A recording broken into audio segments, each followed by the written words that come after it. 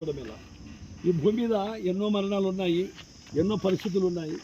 కానీ కూటి కొరకు కోటి విద్య చూడు, ఇంత సర్కస్ చేస్తున్నాను. ఎంత సర్కస్! నీ కుటుంబం అంతా తీసుకొని ఆ బొంగులు, ఆ మైకులు, ఎంత కష్టపడుతున్నావు.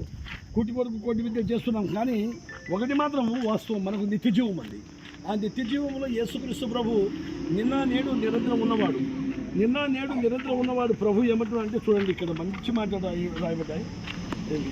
ప్రభువాదులు ఏం చెప్తున్నారు అంటే, ప్రియులారా ఆలోచించండి, ఇంతవరకు మనిషికి భూమి మీద భౌతిక మరణాలు మాత్రమే తెలుసు. కానీ సావు తర్వాత ఉండే భయంకరమైన మరో మరణం గురించి తెలియదు.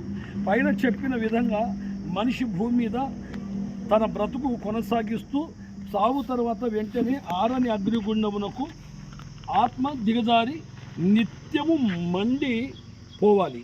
ఇది రెండవ మరణం. దీనిని గురించి ఎవరు ఆలోచిస్తున్నారు చెప్పు? ఎవరైనా ఆలోచిస్తున్నారా? నా ఆత్మకు సావు ఉంది, అది నిత్యము, అది మరణిస్తుంది యుగయుగాలు అని ఎవరు ఆలోచించడం లేదు. మరి ప్రతిరోజు మనిషి తన జీవితంలో తిండి కోసము, గూడు కోసము, ధనం కోసం పోరాడుతున్నాడే తప్ప మరి చస్తే భయంకరమైన ఆరని అగ్నిగుండమునకు వెళ్ళిపోతామని అలా వెళ్ళకుండా దాన్ని ఆ మరణాన్ని తప్పించుకోవడం ఎలా అని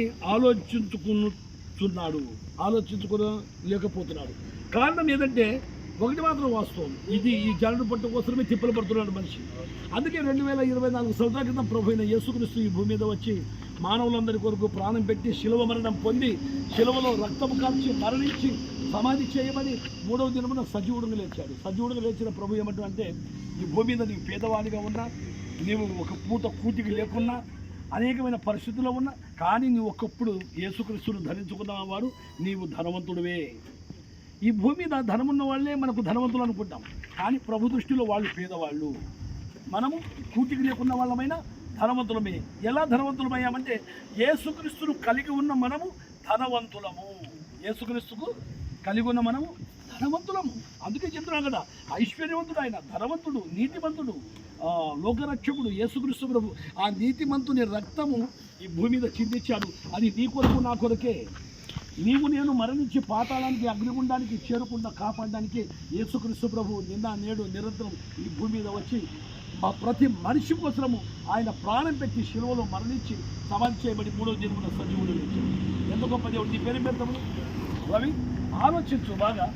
ప్రభువును నమ్మిన వారు ప్రతి ఒక్కరు కూడా ధనవంతులే.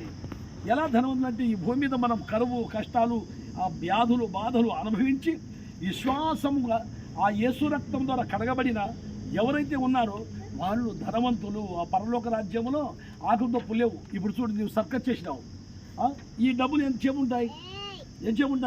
తెల్లారితే 2 రోజులకు ఖతమైపోతాయి.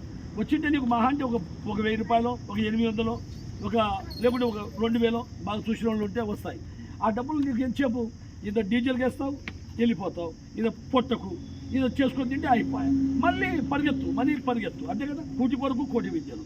కానీ నువ్వు అక్కడ కష్టపడాల్సిన అవసరం రామ్మా, ఇట్లా కష్టపడాల్సిన అవసరం లేదు, ఏమి పడాల్సిన అవసరం లేదు. కానీ ఇట్లా మహేంద్ర 2 మాటలు మరి ఏమి కష్టపడాల్సిన అవసరం లేదు. కానీ ఒకటి మాత్రం వాస్తవము, హృదయ శుద్ధి గల వారు ధన్యులు, వారు దేవుని చూచరు. ఆత్మ విషయమై దినులైన వారు ధన్యులు, పరలోక రాజ్యం వారిది.